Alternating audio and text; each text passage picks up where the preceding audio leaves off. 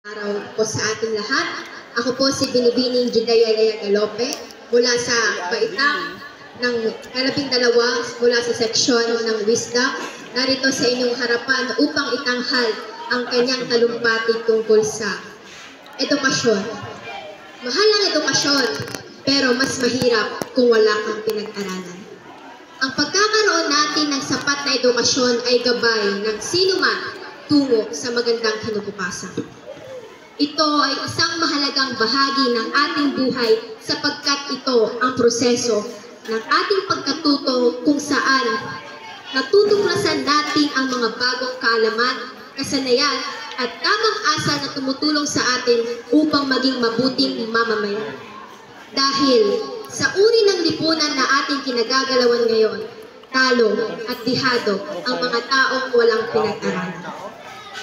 Sa ating bansa, itinuturing ang edukasyon bilang karapatan ng bawat Pilipino.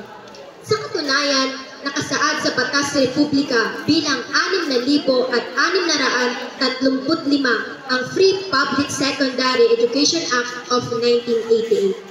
Ito ay nangangailangan na ang sekundaryang edukasyon ay walang matrikulang at iba pang bayarin sa paaralan at ang batas na ito ay naaprubahan noong Mayo 26, 1988. Dahil dito, wala tayong magiging dahilan upang hindi makapag-aral at matuto sa iba't ibang larangan at magkaroon ng layunin na makapagtapos ng pag-aaral.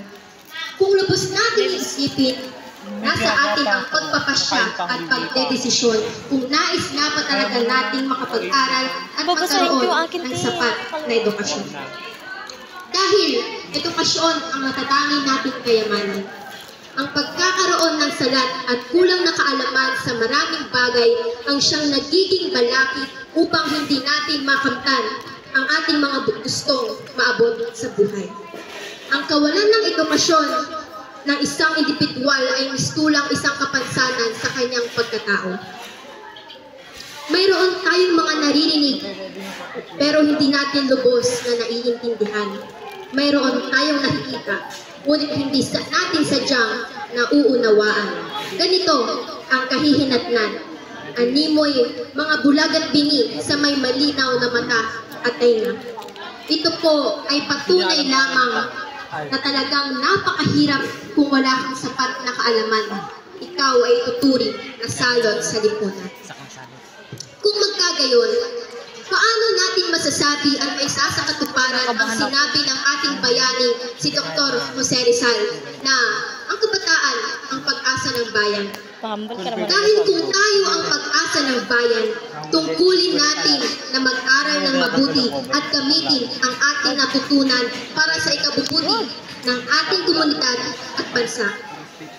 Kaya rin ng sinabi ni Nelson Mandela, ang edukasyon ay ang pinakamakapangyarihang sandata na magagamit mo upang baguhin ang mundo. Totoo ito. Dahil sa pamamagitan ng edukasyon, nagkakaroon tayo ng kakayahang baguhin ang ating buhay at makatulong sa iba. Hindi madali ang pag-aaral. May mga pagkakataon na napapagod tayo, nawawalan ng gana, o nahihirapan sa mga aralin. Pero tandaan natin na ang bawat pagsusumikap ay may kalawit na gantimpala.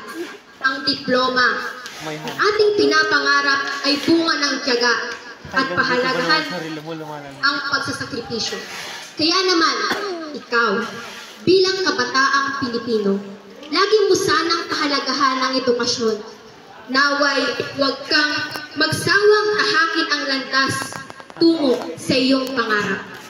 Lagi mong isipin na ang pagsusumikap at ang nagtitiis hanggang wakas ang siyang nananalo sa labanan.